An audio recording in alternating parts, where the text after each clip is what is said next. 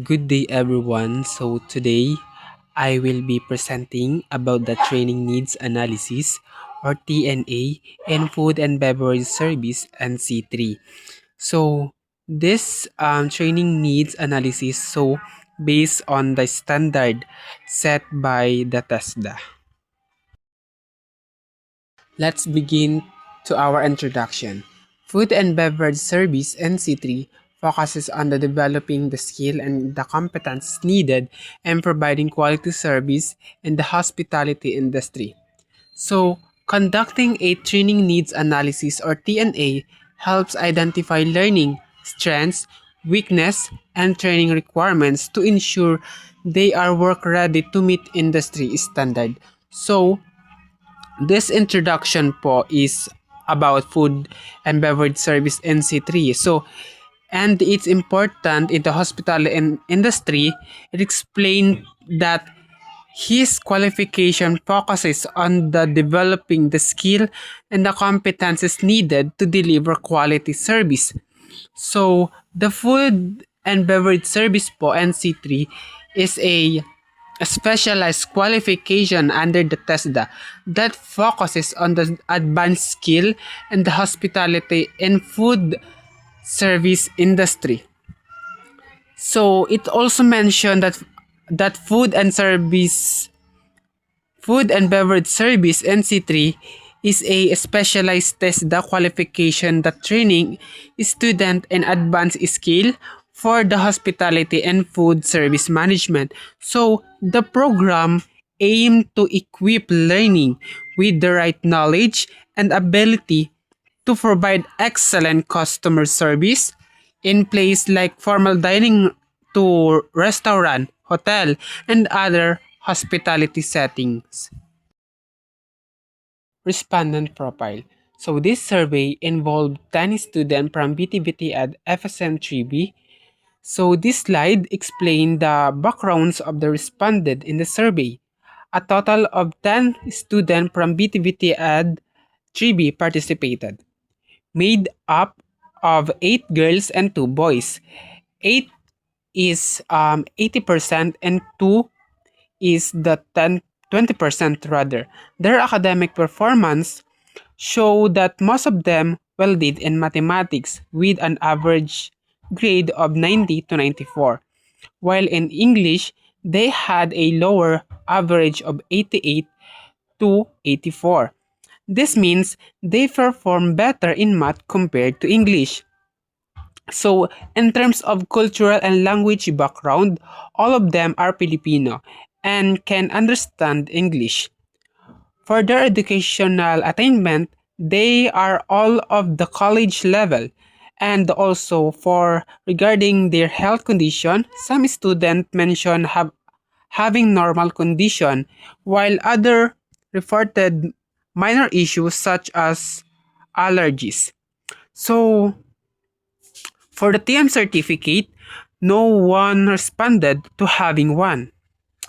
This profile gives a clear picture of the student academic standard, background, and health condition, which help in understanding their learning needs and experience.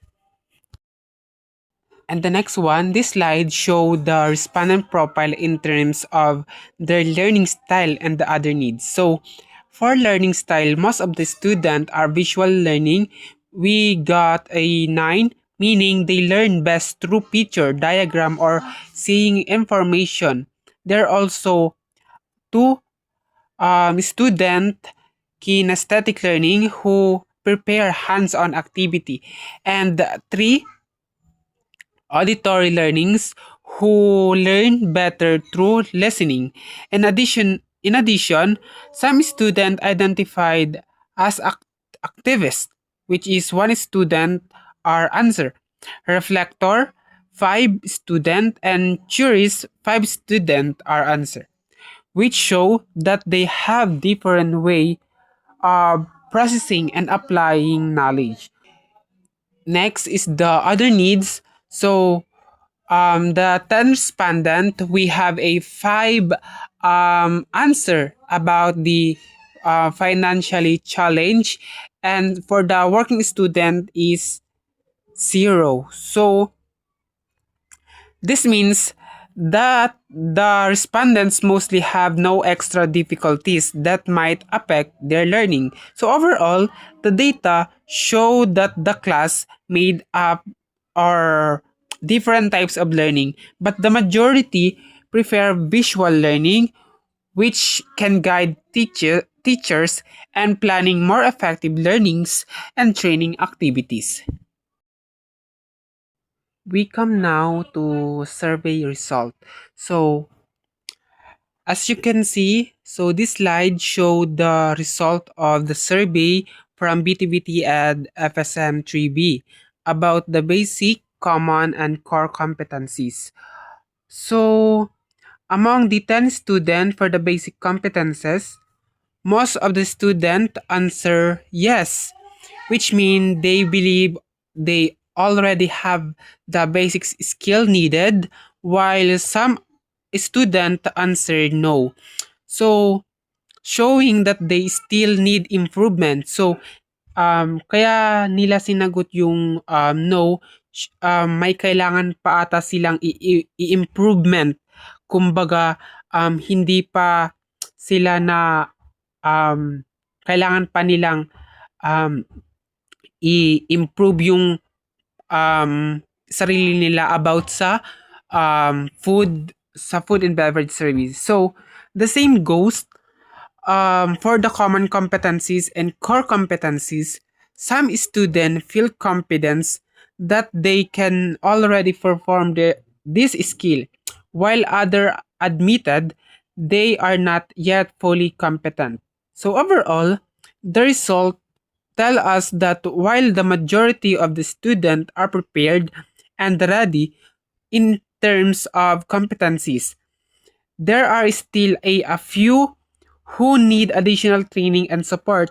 So this is the important because it shows which areas should be strengthened to make sure everyone's meet and required industry standard.